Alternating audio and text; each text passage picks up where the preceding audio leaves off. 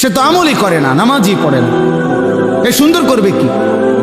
এই নাফরমান তো সেজদাই চেনে না। আল্লাহ তাআলা এবার শেষ কথা বলছেন, ওহুয়াল আজিজুল গফুর। শোনো বান্দা, দুই শব্দে বলে দিলাম, আমি কিন্তু হায়াত দিছি আমলের সৌন্দর্যের জন্য। এবার যদি এই কথাটা গ্রহণ না করে আমার নাফরমানি করো, তো ঠিক আছে, মনে রেখো আমি আল্লাহ আজিজ, আমি সর্বোচ্চ ক্ষমতাধর, আমি পূর্ণ শাস্তি দিতে সক্ষম। আবার যদি আমল করো, চেষ্টা করো, তো এটাও মনে রেখো ভুল ভ্রান্তি শতভাগ আমি গফুর, মাফ করতে সক্ষম। খালাস। গাদ্দারি করলে শাস্তি দিতে আজিজ আমি ক্ষমতাবান। আনুগত্য করলে ভুল ভ্রান্তি কমতি ঘাটতি আমি গফুর, আমি মাফ করতে সক্ষম।